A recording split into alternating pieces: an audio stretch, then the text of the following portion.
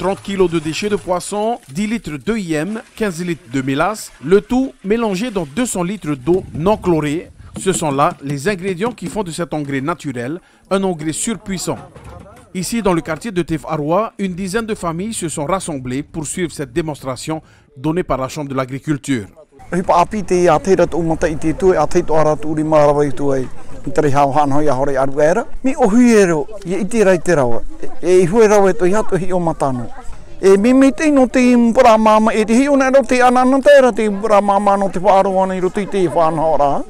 avant de faire, je vous apprends comment il faut multiplier d'abord le IM. On peut multiplier 1 litre de IM, 1 litre de mélasse. Vous allez compléter avec de l'eau. Eau non chlorée. Fermez le bouchon, la jerrycan, ne mettez pas au sol, mettez à l'ombre. Et tous les matins, vous allez dévisser le bouchon parce qu'il y a du gaz à l'intérieur. Tous les matins. 15 jours après, vous avez 20 litres de IM. De la composition de cet engrais à partir de déchets de poisson à la multiplication de IM, les agriculteurs en herbe de Tef Arwa ont là tous les ingrédients pour la réussite de leur potager. Avec ces micro-organismes efficaces, rien de mieux pour éliminer les odeurs. Une nouveauté qui a ravi plus d'un.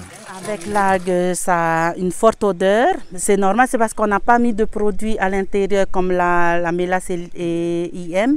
Donc avec la préparation d'engrais de poisson à base de déchets de poisson, donc ça on a mis alors l'IM et mélasse que nous a proposé Thomas et les collaborateurs pour éviter qu'il y ait une forte odeur afin d'éviter aussi toute plainte dans le quartier.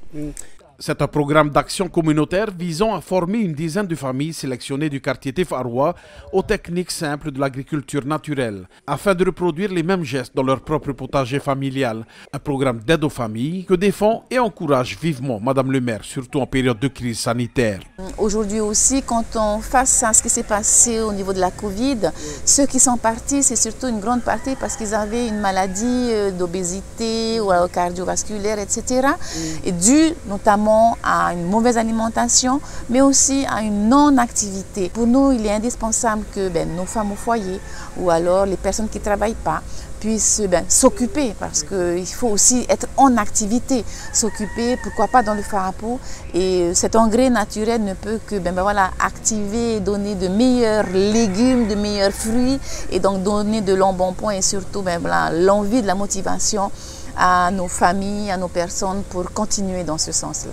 Si l'appel du président de la CAPL concernant la mise à disposition d'un agent communal pour le suivi des familles a été entendu, Thomas Moutam a déjà mis à leur disposition le manuel du potager pour les aider dans ce sens.